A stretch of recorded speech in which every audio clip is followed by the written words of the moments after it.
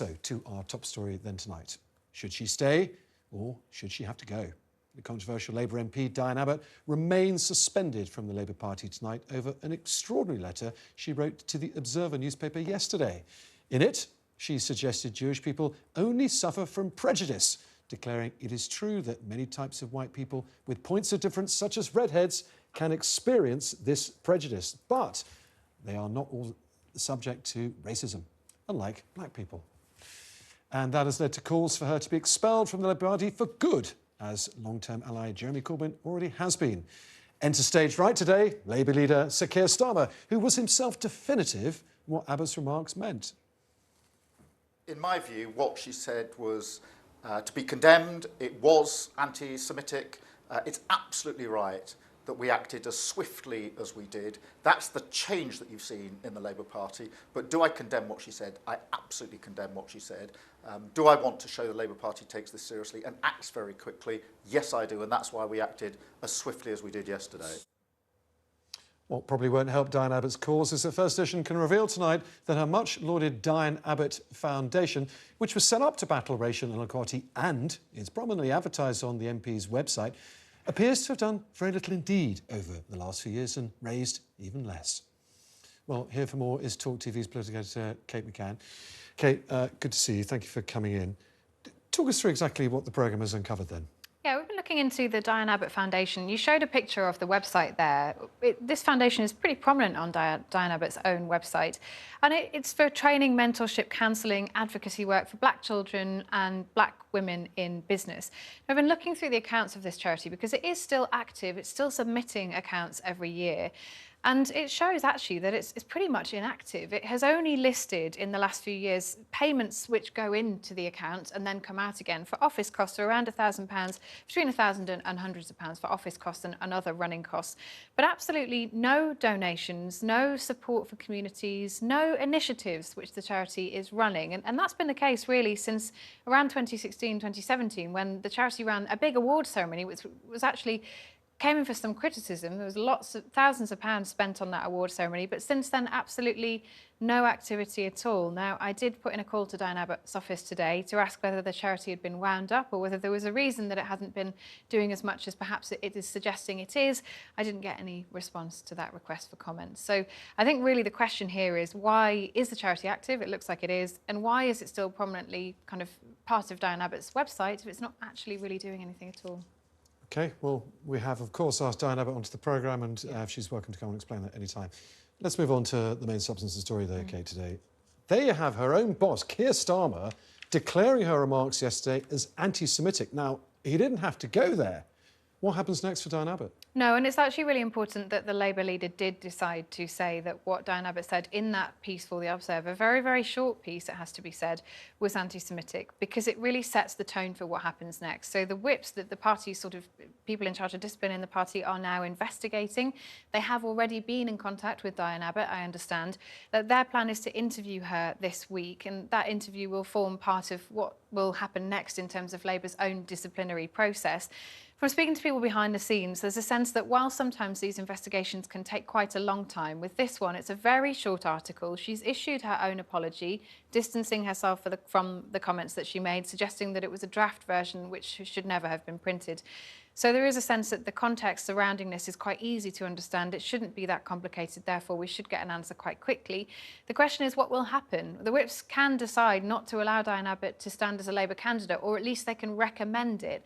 The ultimate person or the ultimate group of people who will decide that is the National Executive Committee of the Labour Party. Fair to say, I think, you know, they have moved on since the Jeremy Corbyn days. They are more open to Sir Keir Starmer's ideas. Some people tonight might be asking, why would Diane Abbott do this? Why would she write this letter into The Observer? She has been, you know, a huge campaigner against racism for her entire career. She was a trailblazer, the first black female MP in Parliament. I think it's worth just having a quick look at this tweet, because this is something that Diane Abbott has said about Wes Streeting, prominent member of the Shadow Cabinet, of course, the Shadow Health Secretary. In this tweet, you can see it on your screens there, she is criticising something that Wes Streeting has been saying. There's another tweet where she talks about him and his ideas for the NHS. He tweeted a piece in The Spectator saying we need the private sector to help, and she tweets saying Wes Streeting makes another speech about reform of the NHS. We all know what he means by that and why the Tory press love it. I think that shows you that she has been fairly critical of the leadership for quite some time now. And there are people who've been saying that this was always going to come to a head. And it's a real moment now for the Labour leader to show that he means what he says on anti-Semitism. All that said, though, Kate, she is still the first female black Labour MP ever to be elected in the history of the party. A bold call to kick her right out. It would be a bold call. And I think, actually, probably by all accounts, most people would say it's a real shame. Even, you know, those who say that her comments are unacceptable. And by and large, everybody says that. People still believe that it would be a shame, given everything that she's done in Parliament. But she's from a particular wing of the party. She's from the left wing of the party. Jeremy Corbyn, of course, not able to stand as a candidate in the next election for the Labour Party himself. And I think it's fair to say, Tom, that, you know, it's been quite hard to find somebody who would come on and defend her comments today from Labour or outside of it, which tells you quite a lot when it comes to politics. We tried that too. Yeah. Kate McCann, thank you. Well, Diane Abbott's comments come after years of argument within the Labour Party over anti-Semitism, a curse which Keir Starmer had vowed, he put it, to pull out by its roots, but perhaps not quite yet. So what do Britain's Jews make of the latest re-emergence of it? Well, let's ask that now of Marie van der Zaal, who is president of the Board of Deputies of British Jews. Marie, a very good evening to you. Thanks so much for joining me. Thank you. First of all, do you agree with Keir Starmer that Diane Abbott's comments were anti-Semitic, suggesting that prejudice that the Jewish people suffer is only as bad as that suffered by ginger people? I think the remarks were grossly offensive. To suggest that her remarks can be compared to situations where, for example, in my family, many Jews have been lost in the Holocaust. We're not talking about Jews sitting in a bus. We're talking about Jews being taken away in trucks, murdered, gassed. We're also looking at pogroms over the centuries, expulsion even from England. That sort of racism is clearly against Jews. It's hard to give any other interpretation to the letter other than it's absolutely appalling. I don't think anyone's defending it, as you've said. Yeah. Well, obviously you see it as anti-Semitic. Do you think Diane Abbott, therefore, should remain in the Labour Party? I think it's grossly offensive. I think Keir Starmer's done exactly the right thing by suspending the whip, and it's now down to the Labour Party to carry out its internal processes. I've sat on the Labour Party Anti-Semitism Advisory Board. They've got the rule changes they need to deal with this, and the party's now got to deal with it. As you said, Keir Starmer vowed to tear out anti-Semitism by its roots. He said it was a poison. He wants to be judged on his actions, so it's now down to the party. Yeah. But Marie, what does that mean for Diane Abbott's membership of the Labour Party? Should she be allowed to stand as a candidate at the next general election? What is your personal view? My personal view is it's got to be a matter for the Labour Party. There is no way that this can be accepted as an apology. It does not even stack up that it was a draft that she sent to the newspaper. I just think that's just such a feeble attempt at an excuse. And also, let's face it, these sorts of comments are not new from Diane Abbott.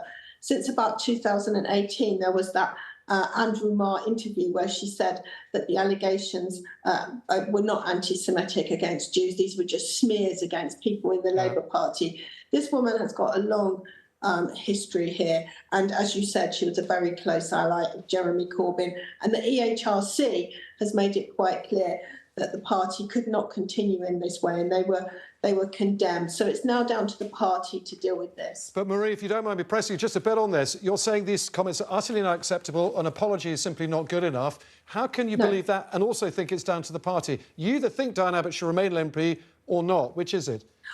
I think that Keir Starmer has got to show that he is in charge of the party. And how does he do that, Marie, if you don't mind me interrupting you? How does he do that? No, you can interrupt as long as you don't mind me interrupting you. That is fine. The Labour Party have got processes to deal with this. He's made it clear that the party are going to. So it's down to the party to prove they can now do what he says it's going to do. These are really serious allegations, but at the end of the day, she's had the whip suspended. There's got to be an investigation. Other things may come out. There's a long history here. And they've got to deal with this and put the appropriate sanction. It's for the party to deal with this.